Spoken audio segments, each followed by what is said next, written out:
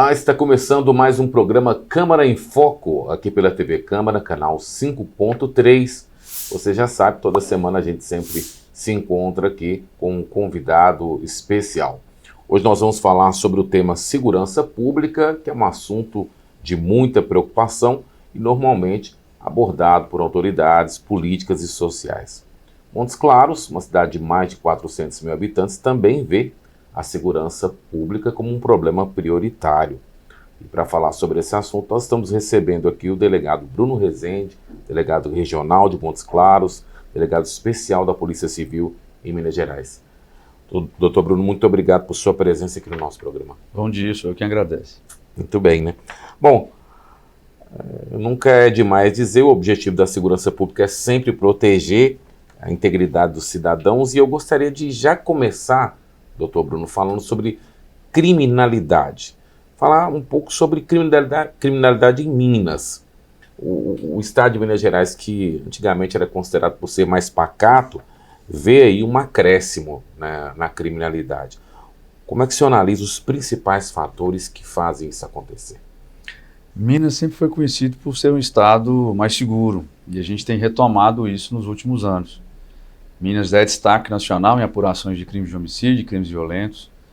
É destaque também em atuação contra organizações criminosas, envolvidas inclusive com assalto a bancos, contra instituições financeiras.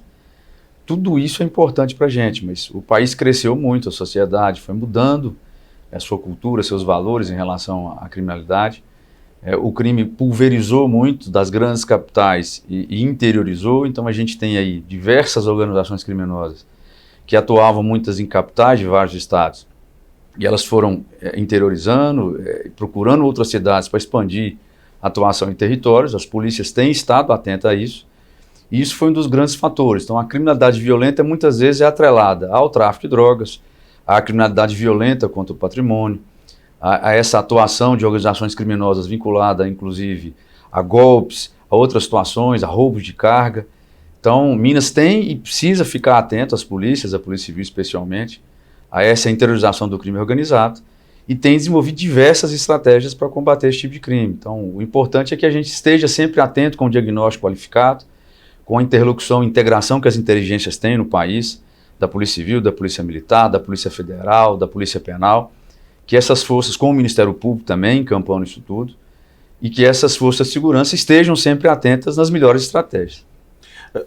Doutor Bruno, o senhor me fez lembrar de um ponto importante e interessante que eu gostaria de abordar. Entre as décadas de 1960 e 1970, né, a gente sempre ouvia falar, sobretudo nos noticiários, acerca das milícias que funcionavam nas grandes capitais.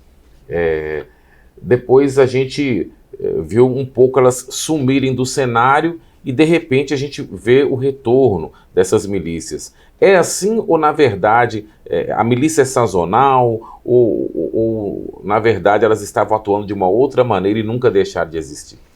O que a gente percebe muito é esse poder paralelo ao Estado, atrelado ao crime organizado. Então, o tráfico de armas, o tráfico de drogas, os crimes contra as pessoas, vinculados a essa tentativa de tomada ou retomada de território, a gente percebe isso muito em grandes capitais. E em Minas Gerais, isso tem se frutificado em Belo Horizonte, na região metropolitana.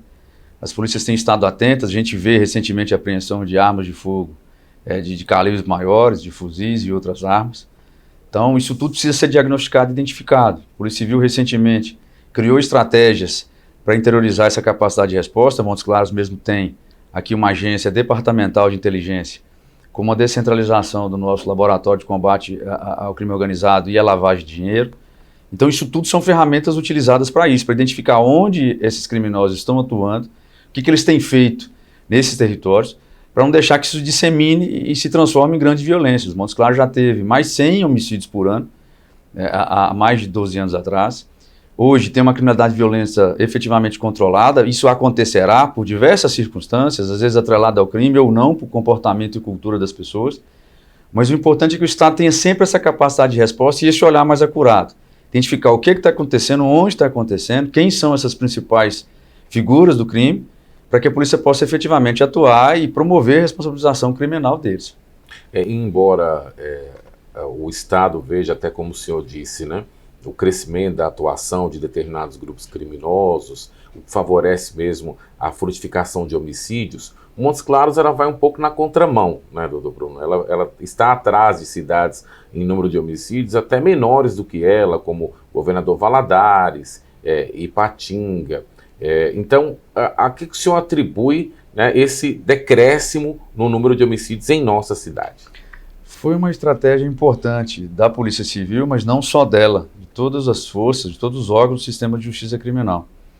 Quando se identificou em Montes Claros aqui o auge, nos idos de 2007, 2008 até 2012, com um acréscimo muito grande da criminalidade violenta, especialmente atrelada ao tráfico de drogas, houve uma conjunção de forças, uma integração das forças de segurança, a recriação da Delegacia de Homicídios aqui em Montes Claros em 2012, que culminou na responsabilização de diversos atores envolvidos aí com a criminalidade violenta, especialmente com o homicídio, e a maioria dos casos identificados eram atrelados ao tráfico de drogas. Então, em 2012, de cada 10 homicídios, 9 eram atrelados ao tráfico de drogas. Hoje, de cada 10 homicídios, 1, 2 no máximo é atrelado ao tráfico de drogas. Então foi essa atuação em conjunto, integrada, com meio que uma força-tarefa mesmo, e essa recriação da Delegacia de Homicídios é que permitiu um trabalho qualificado e diferenciado. Então os atores de homicídios foram efetivamente identificados, a motivação e dinâmica foi efetivamente trabalhada. A maioria desses casos, então, era atrelada ao tráfico de drogas por disputa de território, por disputa de poder, especialmente em relação a gangues rivais movidas pelo tráfico no local. E isso repercutiu efetivamente. Então, a gente conseguiu prender diversas dessas pessoas, elas foram efetivamente julgadas pelo Poder Judiciário com a atuação incisiva do Ministério Público. Então, isso repercutiu na diminuição dos homicídios. A gente chegou em 2019 com o menor índice, com 17 homicídios no ano. Então, isso foi fruto desse trabalho árduo. E conseguiu ver a modificação dessa motivação. A motivação que antes era eminentemente voltada para o tráfico, ela começou a ser mais passional. Então aí eram brigas, eram discussões, eram questões familiares, eram feminicídios. A gente tinha latrocínio também, entre 3 a 4 por ano. Então isso tudo foi gestado, foi trabalhado, foi consolidado pelas forças de segurança. E a gente vê hoje a nossa cidade aí com índices muito melhores, inclusive de apuração. Então, os casos de homicídios em Montes Claros, a média de apuração da Delegacia de Homicídios aqui é de 75% a 85% por ano. E tem anos que já chegou a 100%. Então, 100% dos casos acontecidos foram apurados. Então, é isso que a Polícia Civil precisa efetivamente trabalhar. De ter sempre esse olhar mais acurado com a sua eficiência e tentar atingir o melhor patamar possível. E em Montes Claros tem sido destaque. Todo óbito de morte violenta em Montes Claros, ele é efetivamente apurado. Até mesmo com dificuldade de estrutura. Então, qualquer situação que aconteça, uma morte por causa externa, violenta ou suspeita, ainda que não seja crime, ela é apurada. Mas quando que não tem crime? Às vezes a pessoa cai, se acidenta na residência, se acidenta na rua, e aí a causa externa é efetivamente apurada para saber se tem crime ou não. Montes Claros é destaque estadual e nacional em apuração de todos esses casos. Se houver indicativo de crime, a investigação continua. Se não houver, é encaminhado para o Ministério Público, para o Judiciário, para arquivamento. Então, assim, é um destaque, é um trabalho feito e bem feito pela Polícia Civil em Montes Claros nesses últimos anos. Agora, delegado, como é que o senhor analisa que esses números, né, de redução refletem na estabilidade da população? A gente vê uma cidade, para crescer, ela vive de pessoas e do seu trabalho, do seu comércio, das suas atividades. Então, quanto menor e quanto mais controlado o crime for, mais tranquilidade as pessoas têm para circular, para empreender, para trabalhar, para conviver com suas famílias, para estar em eventos. A Polícia Civil foi destaque no Carnaval desse ano em Minas Gerais, empenhou todo o seu efetivo numa ação de publicização ali contra a violência de gênero, contra a violência contra a mulher. Então tinha um slogan que era distribuído um material que depois do não é crime o A. Então a Polícia Civil teve esse trabalho aqui em Montes Claros, em todo o estado, nas cidades onde teve carnaval divulgado, difundido, onde tinha mais aglomeração de pessoas. Exemplo de BH, que já é o terceiro carnaval do país. Então, essa sensação de segurança, esse trabalho obrigatório, efetivo de proteger, como você mesmo disse, a sociedade, repercute na nossa economia, na nossa convivência, na nossa família, na nossa educação. Isso é fundamental. A gente mora na cidade, no município, então a cidade precisa estar segura para que a gente possa bem conviver, trabalhar e fazer as nossas atividades diárias. Agora, delegado Bruno, eu gostaria de tratar de um assunto específico, tem sido o aumento no número de golpes na população. A gente percebe com a difusão das tecnologias agora no século XXI, com acesso maior à informação, com acesso maior a plataformas de troca de informação, houve um acréscimo de golpes de internet, de estelionato de internet, de falsificação de dados, de obtenção de dados para a prática de outros crimes, seja difamação, injúria, calúnia, ou o próprio golpe em si, que é se apoderar de patrimônio ou de valores de terceiros. Isso tem ocorrido. A ideia da Polícia Civil e a estratégia, uma delas, é descentralizar essa agência de inteligência, esse laboratório de lavagem de dinheiro aqui em Montes Claros, que é uma das cidades em que a Polícia Civil colocou uma unidade, para que a gente possa aumentar e melhorar essa capacidade de resposta. A gente tem uma delegacia de crimes cibernéticos em Belo Horizonte, mas a gente sabe que por si só, até pelo volume do Estado, ela não dá conta. Então, o ideal é que as pessoas que tenham eventualmente caído em algum golpe, que tenham alguma situação de prejuízo financeiro na internet, que comuniquem, encaminhem os dados. Eu sei que às vezes a gente pensa assim, mas às vezes é pouco e isso não vai frutificar, isso não vai dar em nada. Mas é essa troca de informação, essa obtenção da informação pela polícia, que unifica isso através de inteligência, que troca informações com inteligência de outros órgãos, que trabalha em rede para que a gente possa identificar as pessoas. Às vezes as pessoas estão aqui aplicando golpe em outros lugares do estado, como recentemente a gente teve uma operação em conjunto com a Polícia Civil do Paraná. Então, pessoas aqui de Montes Claros estavam aplicando golpe em diversas outras regiões. E o contrário, você tem pessoas de diversas outras regiões aplicando golpe aqui também. Então, essa troca de informação que permite a prisão dessas quadrilhas especializadas. Tem quadrilhas especializadas em diversos estados da federação. As pessoas têm também que ficar atentas, por um outro lado. Olhar as informações, às vezes, do que vai pagar num boleto, ver se o direcionamento está correto, conferir se aquelas informações do site estão batendo com o que preliminarmente se tinha. Estar atento a negócios em site de venda ou de compra que estejam meio fora da realidade, por preço, por descrição do produto, por especificação, porque às vezes a gente quer fazer um bom negócio e acha que aquilo está sendo vantajoso, então é preciso que a gente tome também muito cuidado com as vantagens oferecidas ali. A polícia, eu não estou dizendo que as pessoas são responsáveis pelo golpe, não é isso não, mas cabe a nós um autocuidado, como qualquer coisa na vida, para que não caia nesse golpe, como também não seja atropelado ou não aconteça alguma outra situação com a gente. Então, tem acontecido muito, é preciso que se registre para que a gente possa trocar essa informação, é preciso ter cuidado com os próprios dados e não deixar de registrar e não deixar de estar atento e proteger sua família. Então, às vezes, no WhatsApp, por exemplo, todos nós estamos sujeitos. Às vezes começa a mandar uma mensagem para alguém no nome da gente ou numa foto da gente, então se antecipar já que viu, publiciza para as pessoas que está tendo uma situação, encaminha essas informações para a polícia para que a gente possa atuar. E muito cuidado com quem bate a porta também, né? A gente, infelizmente, o mundo e a nossa compreensão, o relacionamento, ele é de confiança. A gente precisa confiar nas pessoas para que as coisas funcionem. Mas confiar não é permitir amplo e irrestrito acesso. Então as pessoas precisam ter cuidado na nossa residência, com quem convive, com quem a gente leva para a nossa casa. Isso vale para qualquer situação. Então o crime, ele vive dessas oportunidades. Para quem está envolvido com atividade criminosa, aquilo é um negócio. Então, a gente precisa entender que quanto menos a gente frutifica ou facilita isso, mais a gente está protegido e os nossos estão protegidos. E é claro que isso é uma série de estratégias que a gente precisa adotar. Cuidados que a gente pode adotar em casa, de colocar câmeras, de colocar uma vigilância, de ter cuidado com o telefone celular, senhas, de proteger a nossa família, nas escolas com o filho de quem vai buscar, no nosso ambiente de trabalho com quem a gente convive, como que a gente estabelece ali as relações de negócio com prestadores de serviço, com as pessoas que a gente vai conviver no dia a dia. Então, tudo isso é importante e a polícia precisa de ter essas informações. Então, muitas vezes a gente passa um sabor simples, eu não vou registrar não porque não vai fazer diferença nenhuma. Não, isso é importante até para a gente saber qual a necessidade de investimento que precisa, de melhoria de estrutura, de melhoria de estratégia. Se a gente não tiver esse diagnóstico, a gente vai estar sempre equivocado em relação às melhorias. A gente ainda vai falar mais sobre isso, mas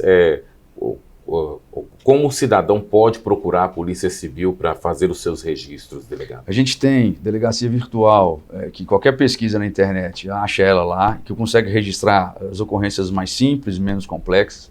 A gente tem as nossas estruturas aqui em Montes Claros, que as pessoas conhecem da delegacia regional, na própria região integrada no Ibituruna, no bairro Morada do Sol. A gente tem um telefone 197 que pode fornecer acessos para o cidadão. A gente tem 181, que é o Disque Denúncia também. Às vezes a pessoa não quer se identificar, não quer se comprometer com aquela informação, mas que a repasse para a polícia também. A gente tem as delegacias em Montes Claros, territoriais que vão trabalhar os crimes de maneira qualificada, mas tem também as especializadas, delegacia especializada de atendimento à mulher, que é destaque estadual nessa proteção e no cuidado, no controle da violência de gênero. A gente tem a delegacia de homicídios aqui também, que é destaque, como eu já disse, em relação às suas apurações, e tem se desdobrado diuturnamente para isso. Temos a delegacia de investigações especiais aqui também, para trabalhar crimes mais graves. A gente estava conversando mais cedo sobre grandes roubos, situações que extrapolam às vezes o limite do município, isso é importante. E a sociedade sempre pode e deve colaborar e contribuir. Eu sei que às vezes há uma desconfiança em relação ao Estado, ao que o Estado vai fazer, ao que a polícia pode e deve entregar, mas isso começa com um bom relacionamento, com essa confiança da sociedade na polícia. Muito bem. Nós vamos para um breve intervalo, daqui a pouquinho a gente continua o nosso bate-papo com o delegado Bruno Rezende para falar exatamente sobre o combate a outros tipos de crimes e também a criminalidade e segurança pública de uma forma geral. Você está conferindo o programa Câmara em Foco pela TV Câmara, a gente volta já já.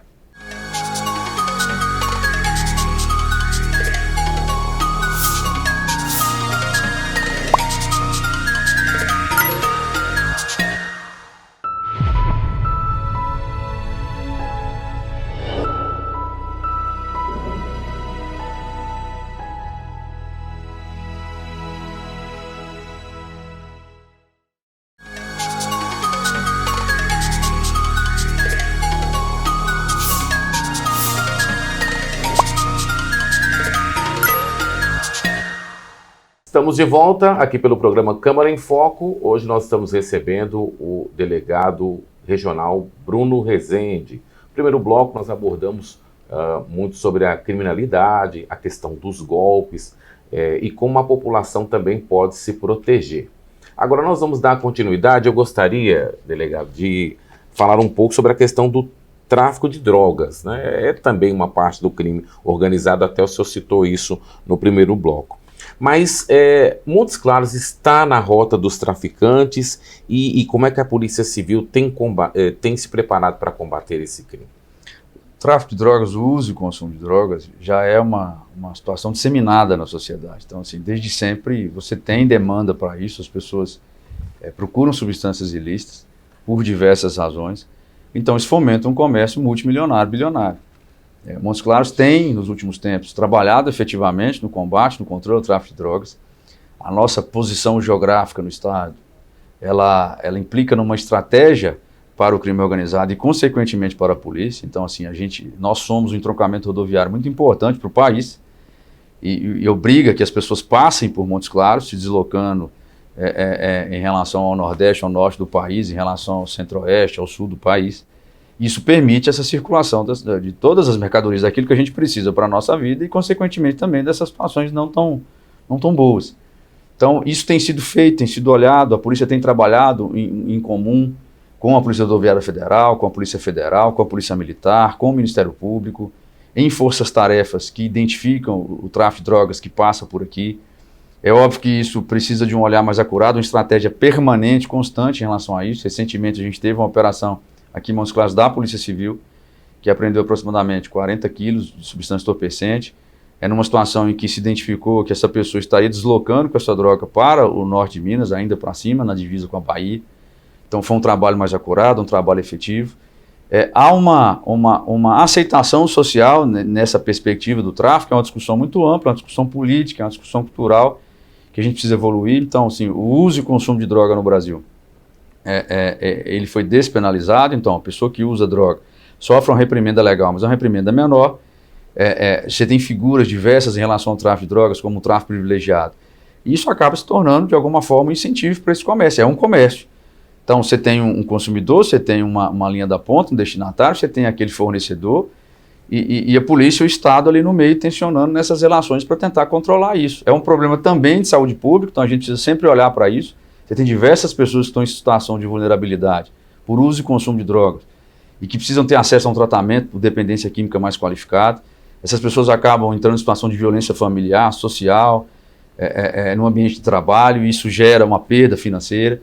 Então, a maioria das pessoas que estão nessa condição estão em capacidade econômica ativa efetiva e tem uma perda de trabalho obrigatória e muito importante. Isso quebra as rupturas de relações familiares. Montes Claros não é diferente disso. E a polícia tem trabalhado disso, precisa de identificar quem são os principais atores. Você disse bem, a gente precisa tratar isso no nível profissional. Se é de fato uma organização criminosa, se há implicações maiores, a gente precisa trabalhar isso nesse viés e no viés de lavagem de dinheiro. Descapitalizar as pessoas, que a criminalidade entenda que isso tem um risco e um prejuízo para a sociedade, que por mais que isso seja benéfico às vezes para quem está atuando, mas para a sociedade, até para a família de todos nós, isso é péssimo. Para a família deles também, que muitas vezes absorve ali minimamente o que a atividade os proporcionou em termos financeiros, em termos econômicos, mas isso é fugaz. Isso não frutifica e acaba colocando todos nós em risco. Então, assim, é o grande mal também do século, eu acho que da nossa realidade, mas é da história como um todo.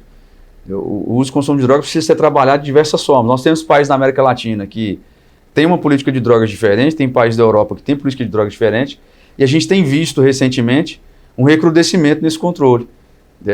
Houve uma ampliação ali, uma liberação do consumo de drogas e há um novo olhar. Então, assim, é uma situação complexa que precisa ser trabalhada não só no viés de polícia, que é o último freio, o último arrasto da sociedade ali, é o último controle social.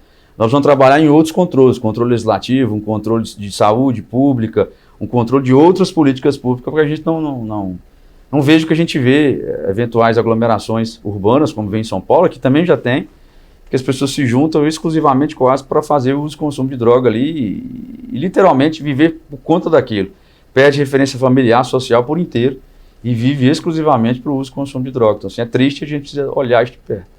Delegado, e como é que o senhor entende, né, que toda a sociedade ela precisa tratar e se unir com a polícia, né, nesse combate ou pelo menos nessa análise da situação do tráfico e principalmente de quem utiliza?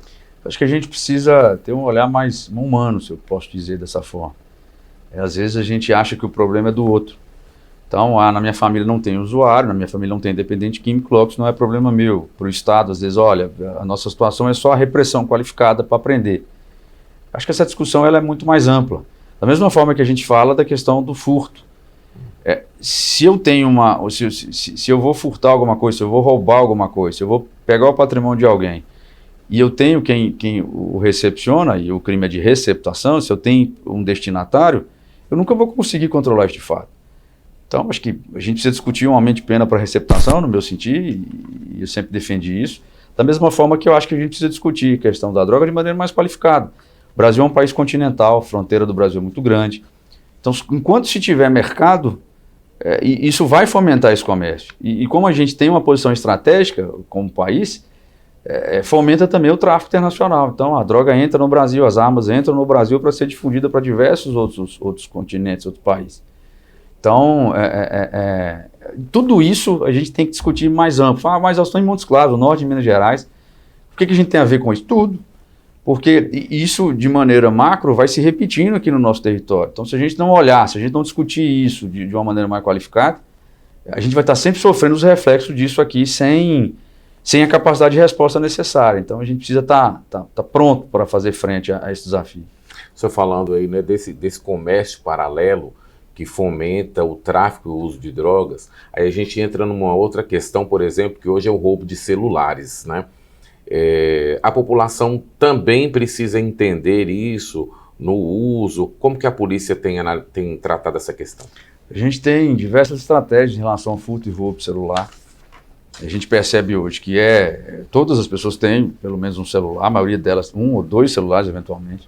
Então virou um objeto de consumo, como em outras épocas já foi tênis, já foi sapato, já foi boné, já foi bolsa, já foi outros objetos, não que deixaram de ser, mas o celular se tornou o principal deles. E as estratégias têm sido de identificação das estratégias para tentar recuperar. A Polícia Militar tem recuperado muito, a Polícia Civil tem recuperado muito telefone celular furtado e roubado, mas continua furtando e roubando muito. Então, um cuidado nosso de ter sempre um acesso para tentar localizar o telefone é importante, verificação de 2 etapas é importante, não deixar o telefone à vista ou à mostra também é importante, mas a gente entender que a sociedade é muito mais complexa do que a gente só ter o autocuidado. Entender por que os telefones se tornaram um objeto disso, porque é um objeto do nosso consumo ordinário. E a gente precisa entender que quanto mais a sociedade cresce em diversos aspectos, isso tudo diminui. Então, uma série de fatores contribuem para a criminalidade. Você tem uma questão cultural, você tem uma questão de desigualdade, você tem uma questão do apreço a esse consumismo, você tem uma facilidade que a gente falou de entregar isso para alguém e isso ser utilizado. Então, isso tudo fomenta um comércio. Se é fácil para você receber, para mim receber um produto de crime, continua fácil para que a pessoa vá providenciar esse produto para a minha demanda. Então, a gente precisa evoluir numa discussão legislativa também, a gente precisa discutir numa evolução prática disso. Não é abarrotar o Poder Judiciário ou o Ministério Público de processo em relação a crimes mais simplificados, mas criar alternativas que aquilo dificulte para quem está furtando ou roubando o telefone, dificulte também e muito para quem está utilizando aquele produto de crime sem um devido cuidado. Ah, eu não sabia. Mas normalmente é vendido muito barato, é trocado em outras situações. E aí não dá para a pessoa alegar que não sabia que aquilo era produto de crime. Então, quem compra, quem utiliza, quem fomenta isso, está fomentando o crime. E às vezes hoje é vantajoso para mim comprar alguma coisa, mas amanhã eu posso ser a própria vítima. É o telefone que eu comprei roubado e tudo, mas depois rouba o meu computador, rouba outros objetos da minha posse, do meu uso, e que vão parar na mão de terceiro. E aí como é que eu vou reclamar isso? Como é que eu vou colocar isso para a polícia? Olha, quando é conveniente para mim, eu quero que haja uma atuação expressiva no controle dos furtos, do crime contra o patrimônio. Mas quando não é, eu sou a mesma pessoa que compra produto roubado. Então a gente tem que ser mais coerente com isso. Se a sociedade quiser melhorar, tem que ser mais coerente com isso. Agora vamos tratar de uma questão delicada aqui, delegado, acerca do aparelhamento da polícia. Existe sempre uma opinião diversa de que a polícia está sempre em desvantagem em relação aos criminosos, né? Até que ponto isso é verdade e como que é importante a gente entender a atuação e como a polícia também tem se preparado tecnologicamente para enfrentar o crime? A gente precisa pensar que a polícia é o reflexo da nossa sociedade. Então, a gente tem que se fazer as perguntas, colocar as interrogações naquilo que a gente vivencia no dia a dia. Quais os serviços do Estado que funcionam efetivamente da maneira que deveria funcionar? E eu falo isso não como delegado, como cidadão, para ninguém me cobrar depois. A gente precisa pensar nisso sempre em relação à segurança pública e nos diversos outros serviços que a gente precisa. Então, saúde é essencial, sim. Educação é essencial, sim. Moradia é essencial, sim. O cuidado do Estado com a nossa vida, o bem-estar é essencial, sim. Segurança pública também faz parte disso. Então, a primeira coisa é trabalhar a segurança pública na essencialidade que ela é. E aí a sociedade, todos nós precisamos entender que ela precisa de ser estruturada, estar estruturada para fazer frente a isso. Muitas vezes a gente está sempre correndo atrás, como a gente diz, né? Às vezes as expressões públicas, informais, são enxugando gelo. Mas o que a gente tem visto e precisa ver é a necessidade desse investimento, desse olhar também que começa com a sociedade. De enxergar que a Polícia Judiciária, que a Polícia Civil, que a Polícia Militar, a Polícia Ostensiva, mas o próprio Ministério Público, a Polícia Penal, o socioeducativo, que trata das infrações praticadas por adolescentes, precisa de ter esse olhar acurado e de ter essa essencialidade trabalhada. Então, a gente tem visto estruturação nos últimos anos. Eu estou há 18 anos na Polícia Civil e vi em 18 anos uma melhora considerável em relação à estruturação, mas ainda precisa melhorar muito para que a gente possa fazer frente. O crime muda, ele migra, ele se adapta. Nós precisamos estar atentos dessa mesma forma. A criminalidade do século XXI é muito atrelada a equipamentos e meios eletrônicos, nós precisamos estar atentos nas técnicas para poder identificar isso e trabalhar isso. A migração da criminalidade até de território, que a gente consiga ter essa capacidade de resposta, essa articulação com os outros órgãos do sistema de justiça. Então, tudo isso é importante. E começa com a sociedade enxergar que a polícia judiciária é essencial para o Estado democrático de direito. Ninguém gosta de polícia, eu não vejo polícia fazendo o que precisaria fazer. Ela faz. Se ela faz numa capacidade menor, porque nós precisamos de ter um outro olhar, de ter um olhar mais acurado, de ter um investimento diferente, de ter uma colaboração com a sociedade, de discutir isso em outros ambientes, seja conselho, seja a própria Casa Legislativa, isso tudo é importante. Então as demandas vêm aqui, vêm parar aqui na Câmara. Os vereadores sempre recebem essas demandas e sempre nos trazem, olha, eu tenho visto um incômodo em relação a essa determinada área, esse determinado crime, essa determinada região. Então, isso tudo é fundamental. É um trabalho comum, conjunto. Quando a gente vai ao hospital, às vezes é aquela situação, né, assim, dolorosa de ver as pessoas naquela condição de saúde e naquele atendimento difícil, de urgência e emergência ali, que a gente se angustia. A gente precisa enxergar a segurança pública com esse viés. Ou ela está preparada minimamente para fazer frente a isso, ou a gente vai estar sempre vivendo a epidemia do crime ali, a endemia ali das situações. Está sempre num volume tão grande, numa situação tão complicada, que a gente está sempre trabalhando com um pequeno foco, não consegue evoluir.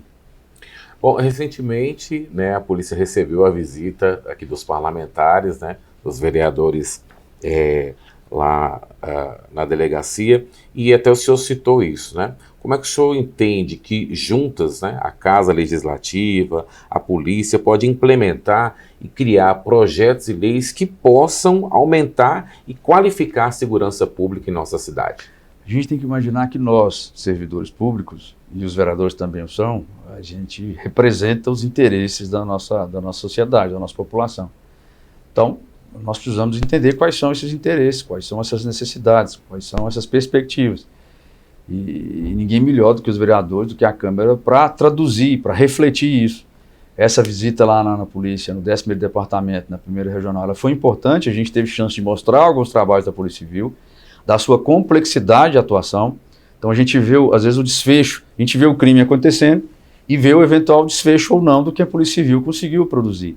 Mas você tem uma série de atividades que permeiam isso, periciais vinculadas à medicina legal, periciais vinculadas à nossa perícia técnico-científica, atividades meio atreladas a todo o trabalho para que se permita que a Polícia Civil atue. Então, uma das iniciativas importantes recentes é a virtualização dos procedimentos criminais investigatórios.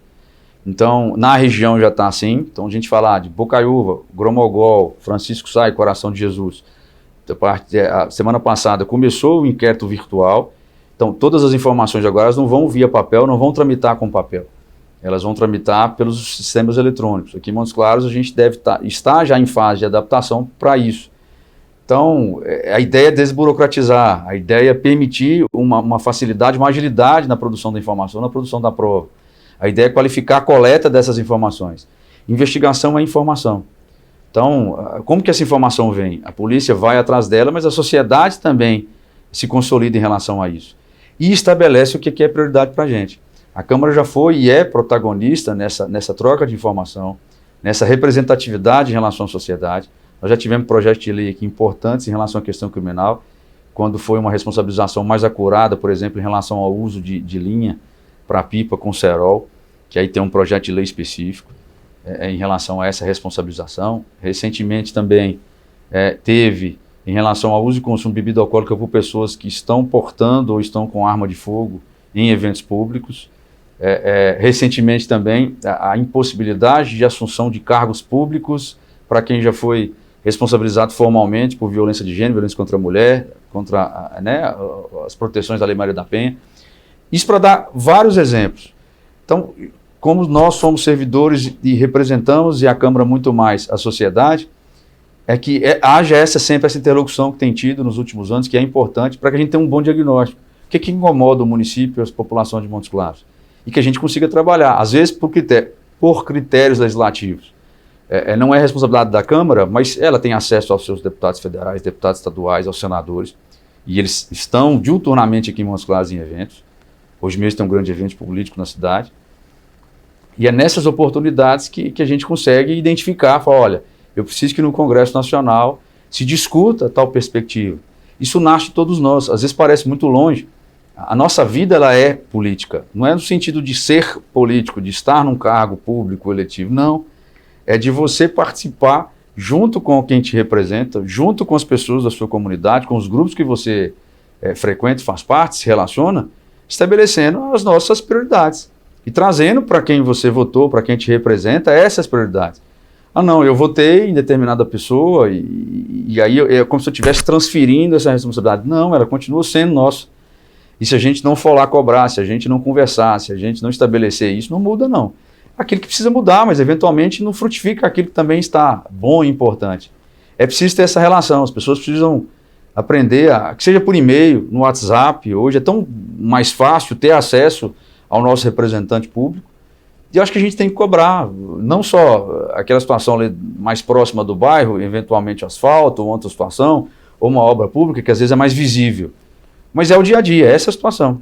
Que a gente continue a não perder vidas, a não ter prejuízos, a não perder as relações, sem que a gente consiga construir isso melhor. É responsabilidade de todos nós fazer isso. Muito bem, né? Bom, nós estamos chegando ao final do nosso Câmara em Foco.